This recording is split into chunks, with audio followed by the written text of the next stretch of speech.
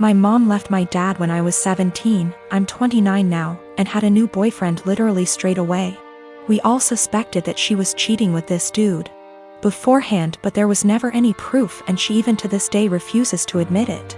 She had 2 more kids with this guy.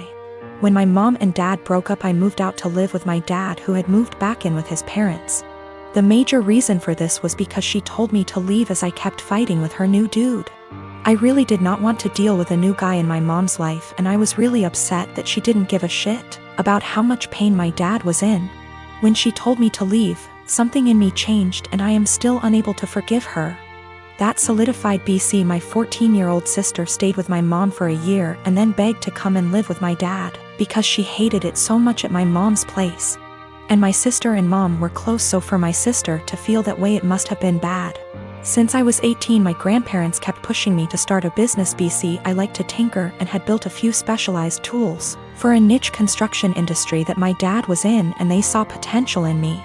They gave me a lot of money as an investment. Actually, their mortgaged their house, that's much they believed in me, and basically, I majorly lucked out and managed to land some national contracts at 24 that turned into more than a few millions of dollars over a few months when the business boomed.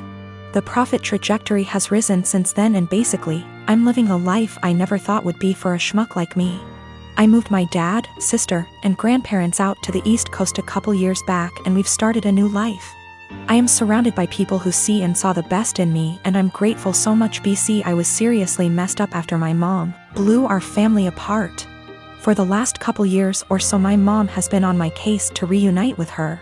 She is getting increasingly more insistent that I go visit her and her boyfriend and kids, and keeps trying to guilt trip me because my sister has a much more privileged life now and my younger 2 half-siblings don't. She keeps telling me that even if I don't forgive her, I should look out for the kids as they're innocent in all this. She made her bed and she can lay in it, but the guilt eats me alive sometimes. I just can't forgive her though. I am currently divorced from my ex Thomas of 30 years. We ended up seeing a lawyer to help with dividing stuff. Everything was pretty much wrapped up till he said he no longer wanted any part of our kids' lives. I didn't argue with him about it, since I already know what it's like having a parent who doesn't want you around or wants to be in your life. I asked what he wanted me to tell the kids, and he just said, "Whatever you think is best, I don't care. I don't want to parent anymore." Everything was in agreement and signed with no fuss. A few weeks later, I get a call from my ex Mill asking if we could meet each other. When I came over, she broke down crying and begging to let my ex see his kids again.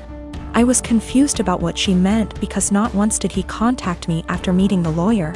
She went on about how my ex said he really missed them and that I was just a petty B*TCH for taking full custody. Also that he was crying for days about it.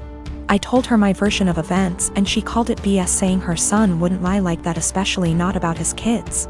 Then I decided to call him in front of her. He didn't know she and I were meeting that day. I said, "Hey, has a soccer game in a few days," which he did, and I was wondering if you wanted to go? I know he'd really love it and be happy to see you. He instantly said no. I already said I'm not doing this anymore. I asked, "Well, how do you think this is going to affect Denise, his mom?" She is over the moon about them. He just said she loves me more than the kids, so I doubt this will be an issue for her. After a bit more talking, we finally hung up. Ex-Mill was straight-faced and nodded at everything that just happened. She asked me to leave and said we would be in touch. Later that day, I got a call from my ex saying how it's my fault he was kicked out of his mom's house and possibly will be taken off her will. Also that none of his family members will talk to him because of what ex-Mill heard. He threw a lot of insults at me before I hung up, and now him and his mates keep calling and texting me. My friend is saying I shouldn't have said anything in the first place and I ruined his life. Yes, I plan to let Denise see the kids because I know she just wants to give them the world along with the rest of his family. Recently, I got engaged to my amazing fiancée Amy. I was the happiest I have ever been when Amy said yes, and was nothing but excited for our wedding. We started planning the venues, the dates, and the invites. When talking about who to invite, we both agreed to invite out coworkers, as we have worked in our respective jobs for years and like them all. As I checked that off the list, Amy spoke up and said everyone from my job can come except my work friend Tally. Tally is also one of my close friends, so this surprised me that Amy didn't want to invite her. She has met Tally multiple times and there didn't seem to be any issues. When I asked why, she said she just doesn't like her and finds our friendship uncomfortable, saying she thinks that Tally is the type of person to try to sway taken men and be the center of attention. After talking some more to see where she got this idea, it turned out this was based on nothing but Tally's looks, as even Amy admitted that Tally is always very kind to her. But still, Amy is adamant about Tally not going and said that she makes her insecure. Amy is a beautiful woman, so I don't know why she feels this way. I told Amy that if it makes her feel comfortable not having Tally at the wedding, then that is fine. But before invitations go out, I wanted to speak to her privately to let her know to save embarrassment. Amy agreed, and that was really that. We didn't speak on the matter after. A week or so later I went into work and Tally started to ignore me, only really talking if it was work related. I was confused as it isn't just her, our coworkers have started to ignore her and acting strange to me. So I contacted her BF, only for him to be sarcastic on the phone. I asked what the problem was when he asked if I actually didn't know what happened. He then filled me in. Turned out a few days earlier Amy came to my work on my day off with invitations. I had no idea she even made them yet. And handed everyone an invite in front of Tally, then saying to Tally, "You aren't invited, women like you aren't welcome," which has sparked everyone suggesting she is my other woman. Since then she has been harassed by some guys at work and shunned by the women. She is now looking for another job.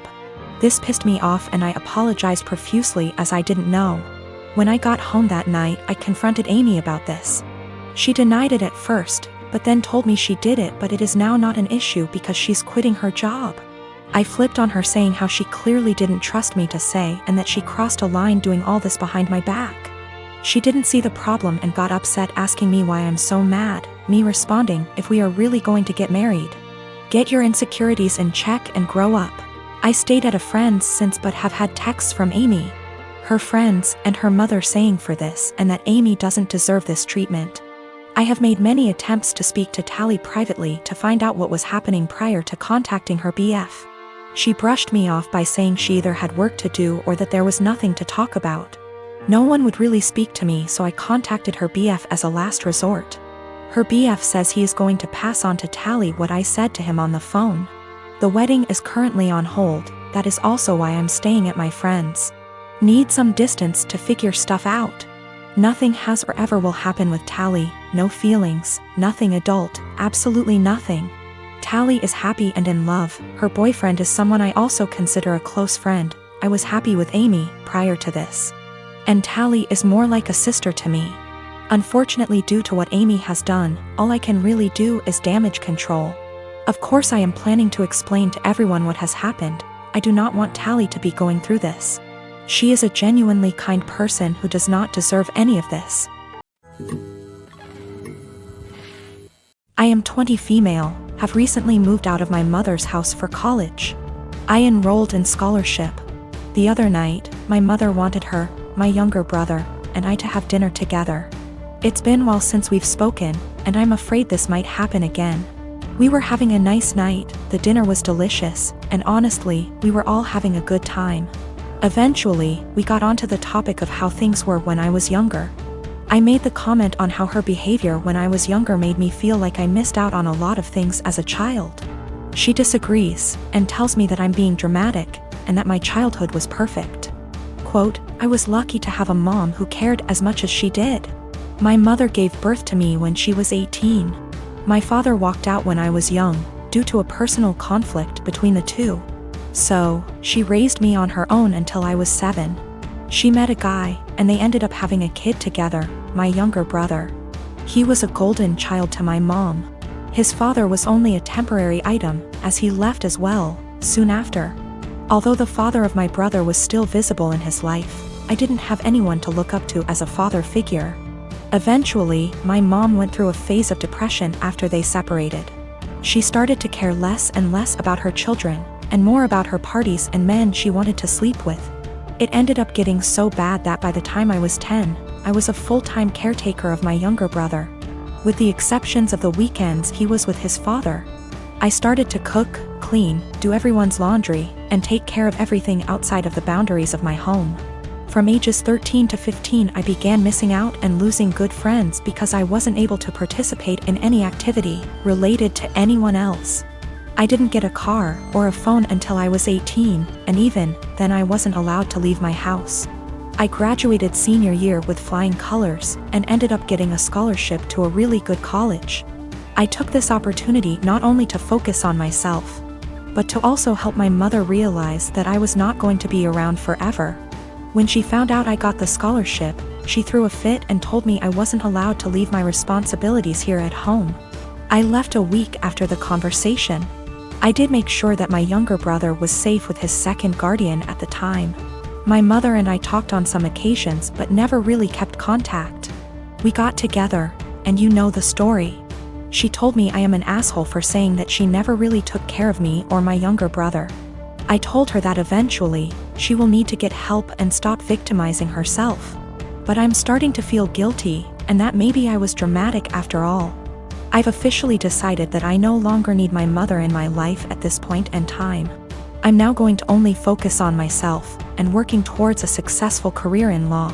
Of course, my mom won't take it well, but it won't really matter to her in the long run. Her children never really mattered to her. I'm going to stay in contact with my younger brother, though. I'm going to make sure that he doesn't possibly go through the same amount of trauma I did.